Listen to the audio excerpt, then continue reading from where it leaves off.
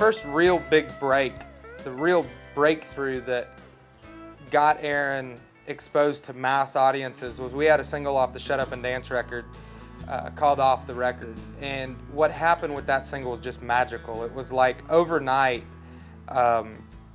stations were just coming out of the woodwork. You know, I work with, every week I'm on the phone with these two guys that promote our radio singles.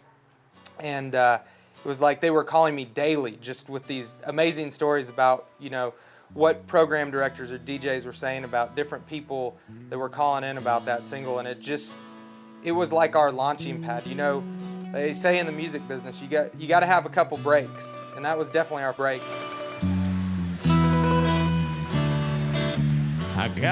Off the Record's always gotten all kinds of feedback from the fans. We've received lots of thank you emails from people thanking me because they claim that Off the Record saved their marriage, and that's always awesome.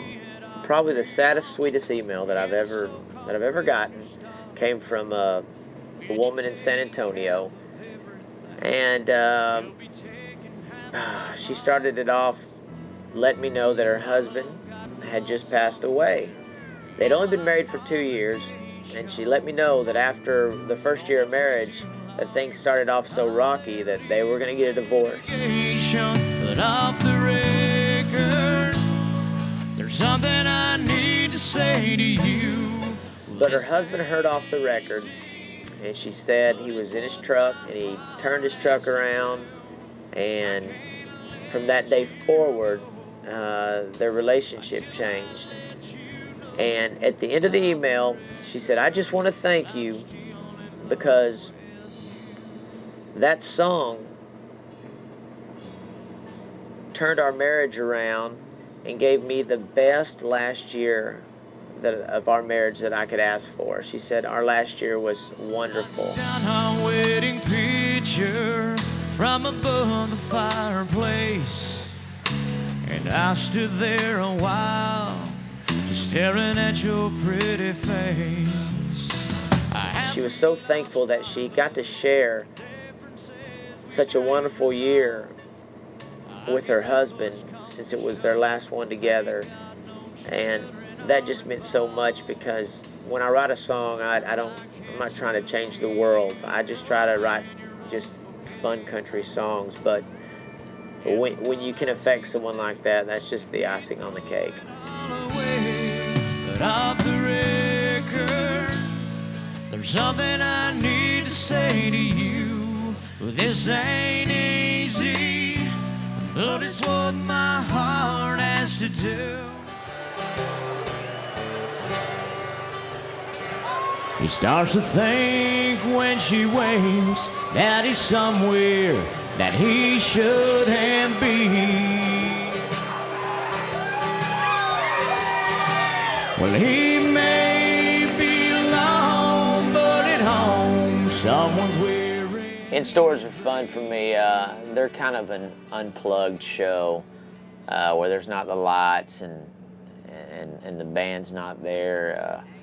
You know, I show up and folks, they don't have to buy an album. I mean, some do and some don't, but they'll buy it and I'll sign it, and you know, then I just shoot the bull with them. And it's kind of, you get to see a different side of me, you know, which pretty much all sides are the same anyways, but you know, it's more up close and personal kind of thing. And I don't always know all the fans or friends by name, but I remember faces really well. And you know, I've got friends all over the state, and they take it personal that I succeed, and that means a lot. So I try to give them their money's worth. Let's play something y'all want. Y'all want to hear what Reckless sounded like before we put all that rock and roll guitar on it?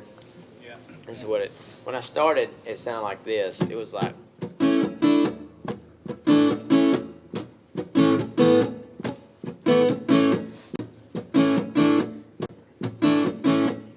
This is before Lerma got a hold of it. I mean, he's a rocking little guitar player, and then he starts doing this little. I can't play it very good. See, that's why I just do this part right here. Even though I told him what to play.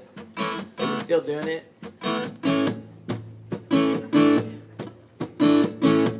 Can y'all live with it though?